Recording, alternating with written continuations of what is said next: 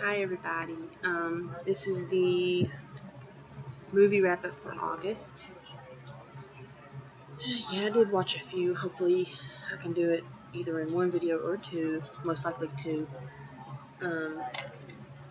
First video I watched was Paul. It's a funny film. Any movie with them two guys in it, it's going to be funny. No matter how serious they try to act, they're always funny. Again, if you guys are watching this and you hear noise in the background, I am watching my TV. I'm watching Ghost Adventures.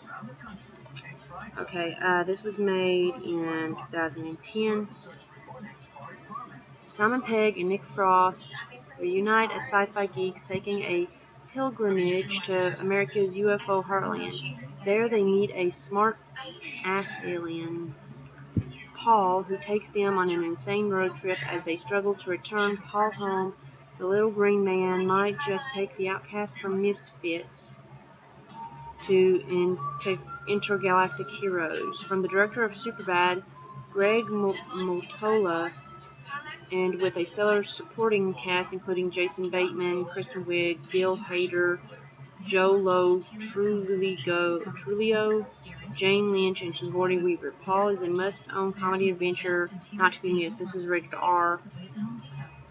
I don't even know if I even mentioned these in the video. I think it's an hour long. I mean, it's not that long of a movie. I actually really like that one. It's like really funny. Again, another comedy. Scary Movie, Part 1. I've got all of them up to Part 4. I didn't get Part 5 yet, and I will be getting it though. Which reminds me, I gotta look that up on Amazon. This was made in, hopefully it'll tell me. Sometimes they don't, sometimes they do. I bet you this one might tell me. If I'm mistaken, I think it's in the 2000s. I don't know. It says 1996. Yeah, right. I have no idea. Yeah, I don't know. It's rated R again. Oh, wait. Before I finish, I forgot the special features on this one. Hilarious bloopers, the evolution of Paul, Simon's silly faces, who the hell is Adam, Shadow Child, feature commentary and galleries. It's on that one. Sorry, I forgot about it. This hilariously must-see comedy smash places Carmen Electra, Marlon Wayans, John Abrams, and some of today's hottest young stars in a wickedly funny send-up of today's popular horror movies. A familiar-looking group of teenagers find themselves being stalked by a more than vaguely recognizable mass killer. As the victims begin to pile up and the laughs pile on, none of your favorite scary movies escape the razor-sharp satire of this outrageously funny parody.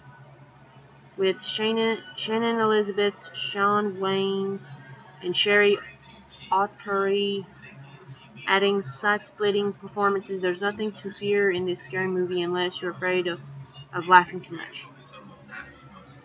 I like Part 3 a little bit better than the other ones, but I like this one too.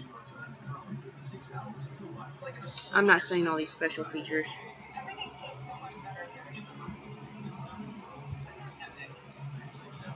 There. That'll be easier for me. Okay. And I watched Norbit. Another comedy. Well. Okay. I'm just trying to make sure of something. Okay. This was made in 2007. It's PG-13. I'm just telling you the thing just in case, like, if you're under that or if it's something you're into, certain ratings. It's Eddie Murphy as you love to see him in this bustingly funny movie that displays his comedic genius. In multiple roles, Murphy stars as mild-mannered Norbert, who gets the second chance at love with his childhood sweetheart Kate. But there is one huge obstacle: jealous, mean-tempered Rasputia. who wants Norbert all to her sizable self. Can Norbert win the heart of Kate before Rasputia puts the hurt on him? With an all-star cast including Cuba Gooding Jr., Marlon Wayans, and Eddie Griffin, Norbert will make you laugh till you cheer. 14 deleted scenes, Man of a Thousand Faces, Power Tap, The Stunt of Norbert, and more. I watched I Know What You Did Last Summer.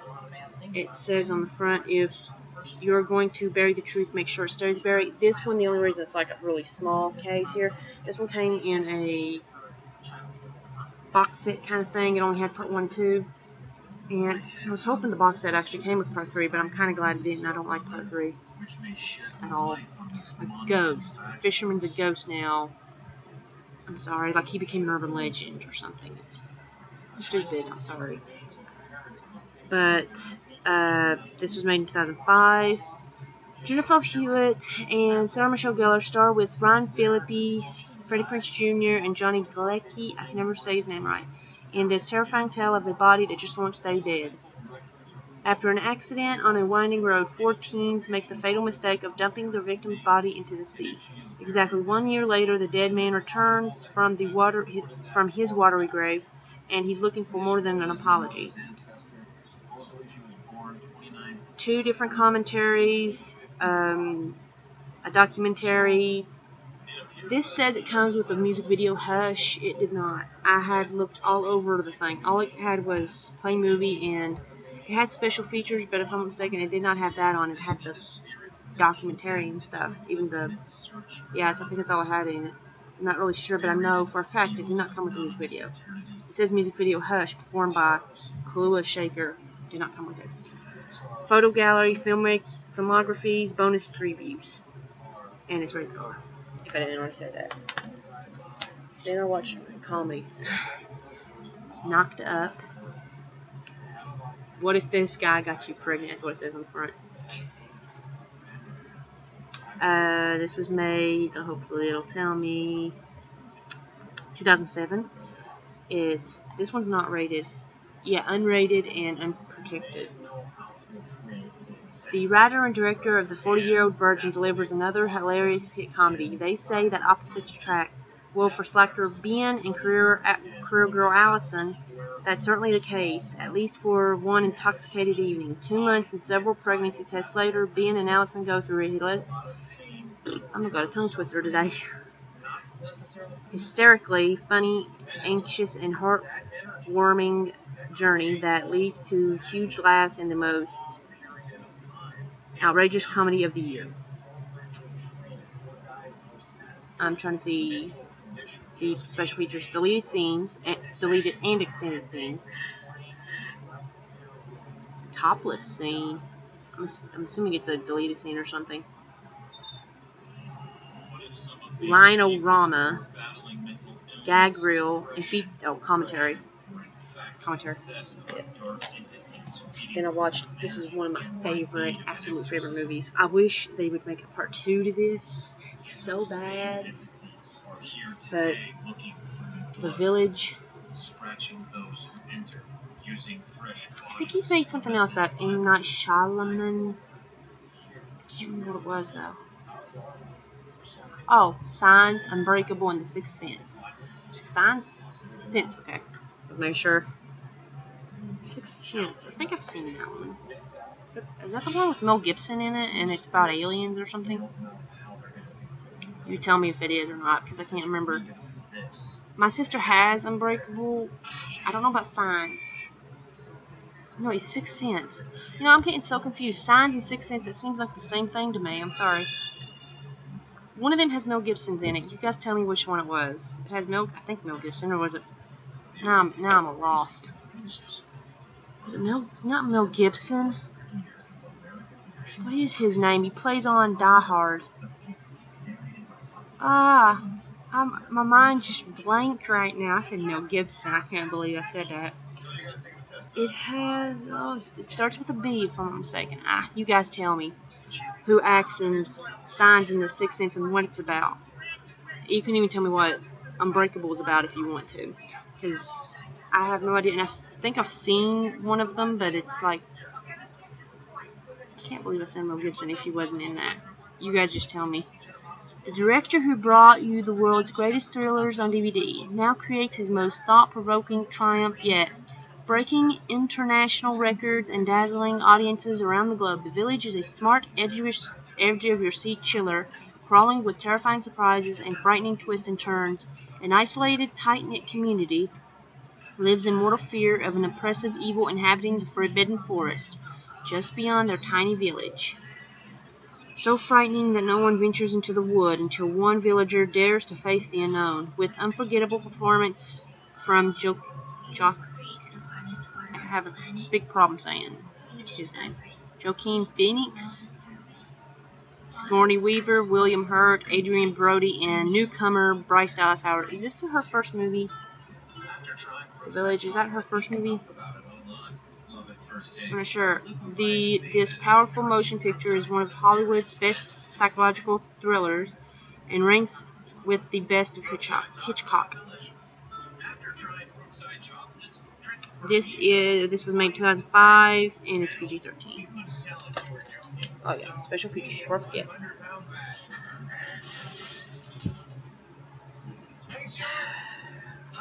Deconstruction Village, Bryce's Diary, M. Night's Home Movie, Production Photo Gallery, and that's it. Didn't come with much. Oh well, it did come with deleted scenes. The reveal clues to the movie's twists and turns. I don't know much on that. See?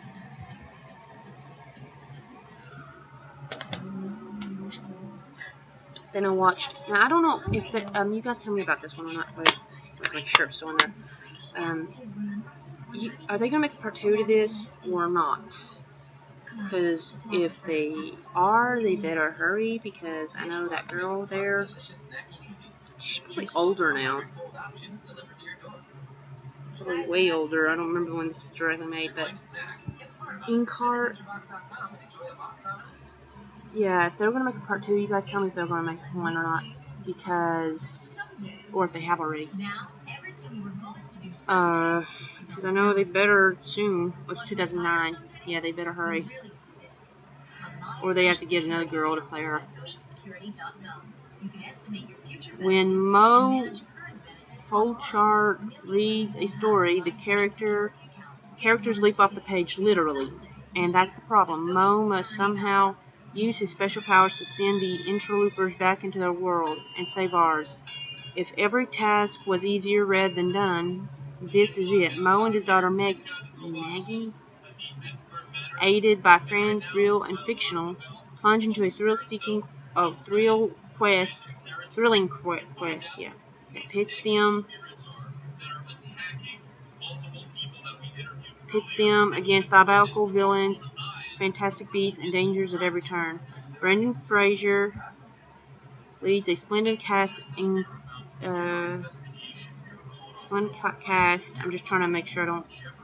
In an all-fun, all-family film of Cornelia. I've heard that word. Cornelia. There. Funk's bestseller. Follow Mo and Maggie into adventure more exciting than any ever read, because it's adventure they're going to live.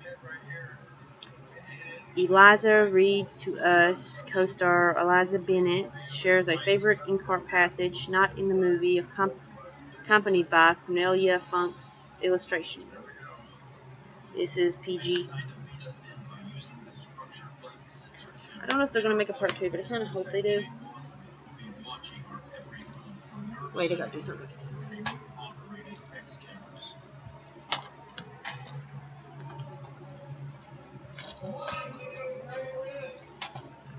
Okay, had to fix that. Then I watched Curly Top, and like I said, if I'm not mistaken, I showed another one of these. I do like Shirley Temple. And I think this is another one with the Shirley Temple collection. I'm trying to figure out when this was made. It's not made in 1935. This Shirley Temple classic has never looked better. A patented coloring and remastering process makes her picture-perfect charm more vivid than ever. After the kind trustee of an orphanage adopts little Elizabeth and her older sister Mary, Mary falls in love with the man. So the adorable Elizabeth decides to play matchmaker and bring her two favorite grown-ups together.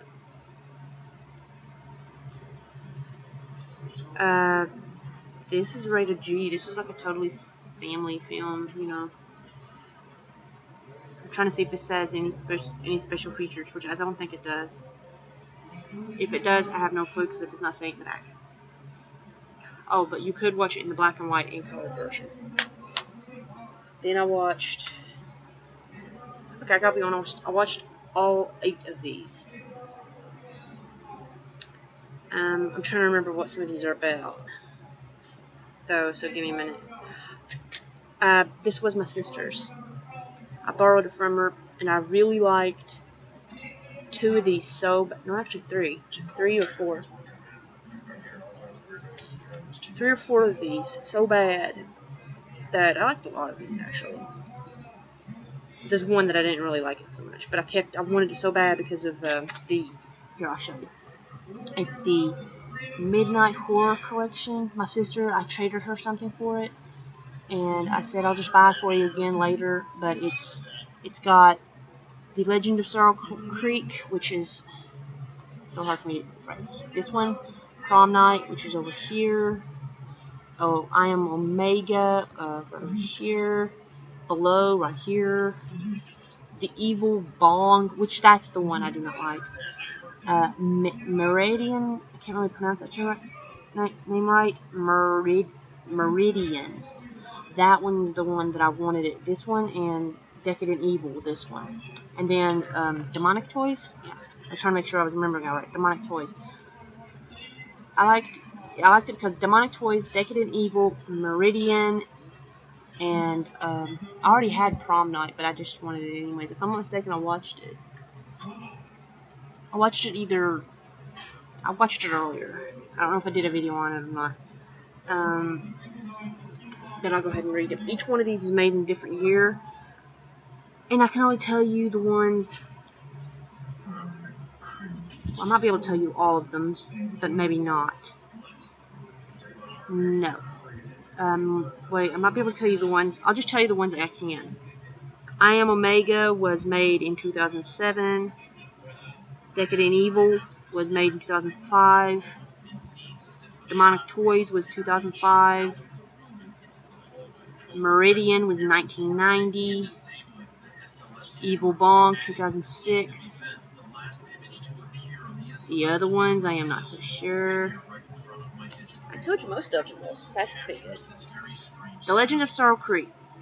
When 2 sisters return to their childhood summer getaway, they soon fall under the wrath of an evil curse, one that threatens to rip them apart forever. For some very odd reason. Can't remember that one at all. I might have to rewatch it later. I'm not sure. I'm sure to come back to later. But, yeah, a Prom Night. I think everybody knows what that one's about. 4 seniors who all share the same terrible secret are stalked by vengeful axe-wielding killer on prom night. Below, a submarine picks up 3 survivors of a U-boat attack, but these visitors seem to spark a series of chilling and otherworldly occurrences. I remember that one a little bit. I Am Omega. The lone survivor of a deadly plague is doomed to an eternal battle with the mutant creatures that now control the earth. Evil Bong. A toke from a mysterious and powerful vintage bong takes a group of college kids on the wildest trip of their lives. Meridian. When a young woman visits her recently inherited Italian castle, she discovers that she has also inherited a medieval curse that threatens her life. Actually, Meridian is almost like a retelling, a twisty kind of retelling of almost like Beauty and the Beast. Gotta tell you. Demonic Toys, sorry. When a 66-year-old demon with the power to bring toys to life is awakened, he goes in search of a body to inhabit. A vampire named Morella feasts upon the blood of... I did say Decadent Evil, didn't I? I'm sorry. My mind's kind of slipping. Decadent Evil. A vampire named Morella feasts upon the blood of strip club's clientele while housing her ex-lover Marvin, part human, part reptile, in a birdcage. Yeah, that also has she has like two vampire women working for her. One's Spice and one's Sugar. Sugar's the nice one. Spice is kind of evil. But out of all of these, I actually really like Meridian a little bit better than every one of them, except for Decadent Evil. Them two I have a hard time choosing between. But I liked all of these except the Evil Ball. And every one of these I think is rated R. I'm just going to tell you that. Yeah, some of them have to be rated R. And I did watch part 2. They did actually make 2 that I know of right now of Decadent Evil, and this one's Depraved Decadent Evil 2. This was made in 2007. I'm thinking like 2 years after the first one. Or was it 1 year? 1 or 2 years after. Yeah, about like 1 or 2 years after the first one. After surviving their encounter with the Queen Vampire Morella in Decadent Evil, sweet Vampire Sugar and her human boyfriend Dex travel with Marvin the Homunculus to Little Rock, Arkansas. Their plan to revive Marvin's dead son, the world's smallest vampire hunter, 3-foot-tall Ivan Burroughs, with the life-giving blood of the King Vampire. On a quest to locate the King Vampire, Sugar and Dex are drawn to a coven of the wicked creatures that are using a local strip club as cover. When Sugar Girl was kidnapped for sacrifice to the King Vampire, Dex manages to revive Ivan as one of the living dead to assist in the rescue efforts. In the middle of the night, the two sneak into the King Vampire's hiding place, a vast junkyard, but before they can save Sugar from the clutches of the monstrous creatures, they must do battle with his evil blood-sucking minions. Again, this doesn't tell me if it's rated R or not. But again, every one of these, I think the reason I like these so much, I love full moon movies. I love all the full moons, and there's this other one that I really like. I try to get every one of them, but they're so hard to get. Again, these are kind of like B-rated, like low-budget movies. Special features, behind-the-scenes featurette, Battle of the Bands, auditions at Visions, trailers, website, fan club information. Which, I don't know if this is still up or not, but I'm pretty sure it's because it says fullmoondirect.com. I hope they kind of make another one of this. It says not rated, but you can pretty much guess this is rated R. Then I watched Dr. Moose. Okay, I was making sure, sorry. The Call. There are 188,911 calls a year. This one made it personal. This was made in 2013. As a 911 operator, what would you do if you received a call from a teenage girl kidnapped by a serial killer?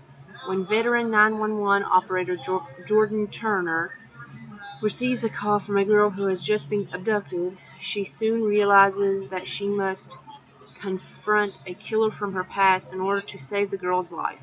After making a critical mistake that cost a previous victim her life, Jordan is determined to do whatever it takes this time to prevent a repeat murder.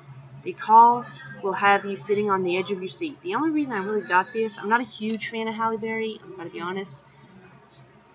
You know, I would get her movie. She ain't as bad as other actors, certain actors. But I really got it because of Abigail Breslin. This has special features is the making of the Call featurette and commentary and deleted scenes. I think this is rated R. Yeah, rated R. I was right. I said I remember it had cussing and stuff, but I didn't remember. Okay, I might be able to show you a few more.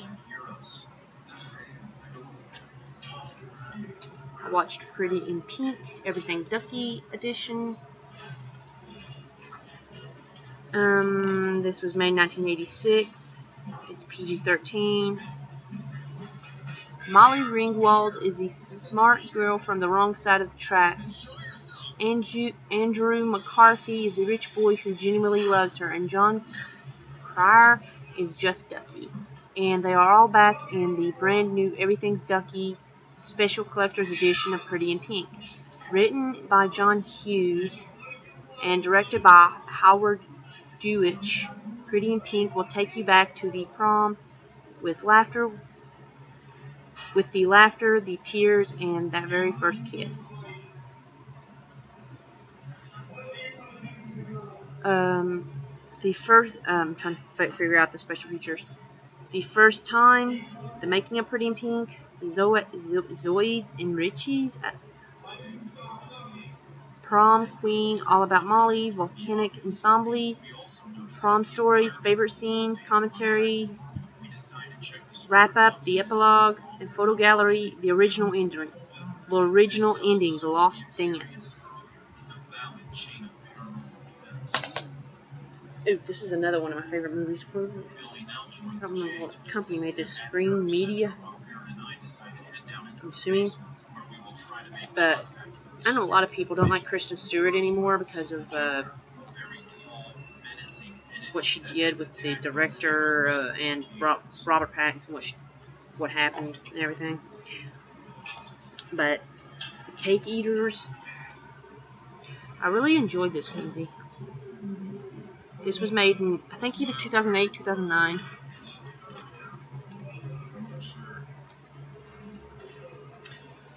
Award-winning actress Mary Stuart Matterson makes her feature directorial debut with this quirky small-town drama that explores the lives of two interconnected families as they confront old ghosts and discover love in the face of devastating loss.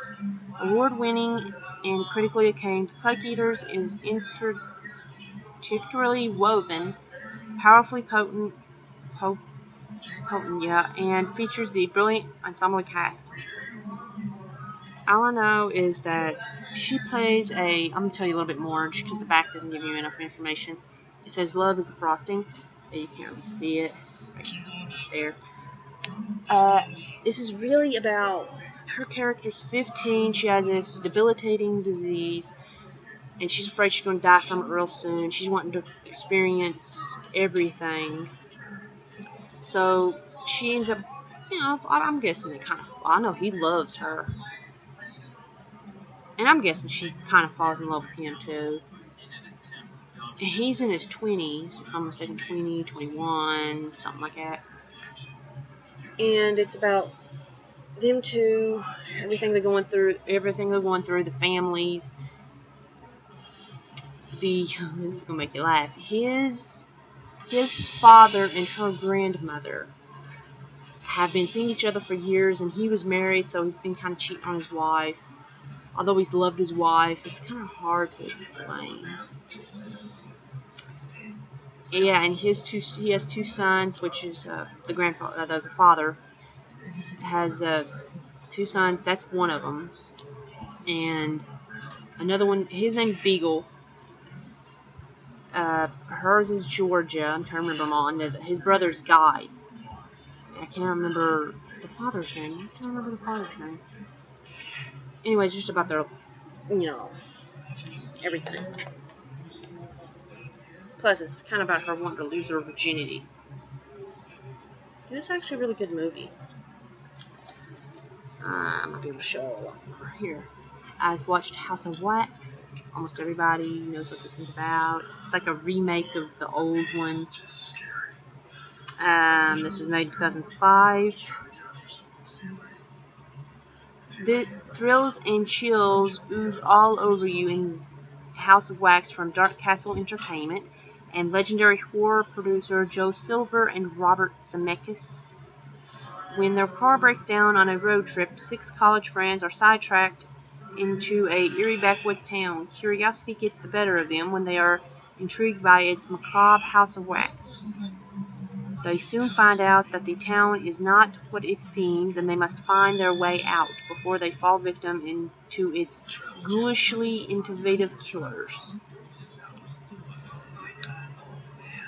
B-roll and bloopers, videocast commentary from location. Joe Silver reveals House of Wax, Wax On, the design of House of Wax, the house built on wax, the visual effects of House of Wax, alternate open, Jennifer killed, gag reel, theatrical trailer, and this is rated R. I think, yeah, even the Cake Eaters is rated R, which is weird. But before I show this one, I should probably show the other one. I do have part 2, but I don't know if the VHS works or not. I have to test it. I am going to get it on DVD. So, got Honey, I Shrunk the Kids. I'll show you this one before I show you the other one. This was made in, please tell me, I don't know. I'm assuming 1980s, 1990s, something like that. Get set for the adventure of a lifetime in the hit comedy Honey, I Shrunk the Kids. Rick Moranis stars as a preoccupied inventor who just can't seem to get his electromagnetic shrinking machine to work. Then, when he accidentally shrinks his kid down to 1/4 inch tall and tosses them out in the trash, the real adventure begins. Now the kids face incredible dangers as they try to make their way back home through the jungle of their own backyard. Hurricane sprinklers, bombing bees, a runaway lawnmower, and much, much more. Directed by Academy Award winner Joe Johnston, this record-breaking smash is full of amazing special effects, hilarious comedy, wild chases, and non-stop surprises. PG, this is what that was rated. It has no special features that I know of. Part 3, Honey, We Shrunk Ourselves. I know that the little boy that was mentioned in this, I think, is the one that's on part 2 that gets blown up. But I don't think it's the same boy. I think it's a different boy, but just like he's playing like the same character. Again, this won't tell me when it was made, so will be, yeah, Disney. I am going to try to get part 2. Honey, I Blew Up the Kid. I'm going to try to get that. Get ready for the king-size laugh with the Disney sequel to the colossal movie hit Honey, I Shrunk the Kids. Rick Moranis returns as wacky, absent-minded inventor Wayne Szalinski, a scientific giant who gets into huge trouble when he decides to use his infamous shrinking machine just one more time. A tiny glitch causes Wayne, his brother, and their wives to shrink big time. Soon they must brave household insects the size of dinosaurs, a treacherous loop-the-loop track, and a toy race, car dizzying, balloon rides inside soap bubbles, and more. Meanwhile, thinking they have the house to all themselves, the kids get into mega mischief, never guessing their pint-sized parents are watching their every move. With amazing special effects, non-stop excitement, Honey, We Shrunk Ourselves is a hilarious, heartwarming, hugely entertaining adventure for the entire family. Again, it's PG. I might be able to show up 1 or 2 more, I'm not sure. I actually really want the book to this one. Color Purple. I always wanted to read it. It's about life, it's about love, it's about us. It's PG-13. I'm trying to figure out when it was made. 1985. Steven Spielberg's film of The Color Purple became one of the movie maker's most remarkable successes. It won the National Board of Review Best Picture Award, garnered 11 Academy Award nominations, and earned Spielberg Best Director honors from the Directors Guild of America. The unforgettable characters of Alice Walker's Pulitzer Prize novel populate this lyrical, cinematic adaptation. At the center is Celie, whose search for fulfillment in a world closed to her becomes a triumph of cruelty overcome by love, of pain eclipsed by joy. Danny Glover, Oprah Winfrey, Margaret Margaret Avery, Adolf Caesar, Ray Don Chong, and a Crusa Busia, cannot pronounce it, also star in this enduring screen treasure. It includes production notes, you have trailers, and that's by audience. What is that? Then I got this book and I'm planning on reading it soon, but The Secret Life of Bees.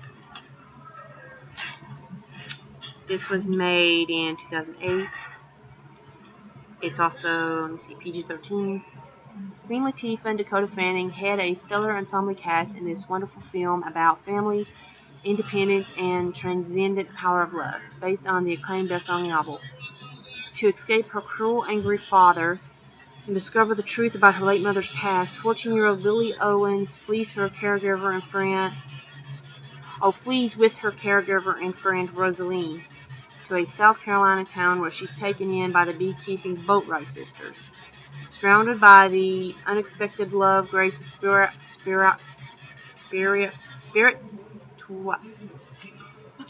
spirituality she encounters there, Lily forms a bond with each of the uniquely gifted women and discovers that sometimes you must leave home in order to find it. I'm not going to end up saying all these because it'll take all the time.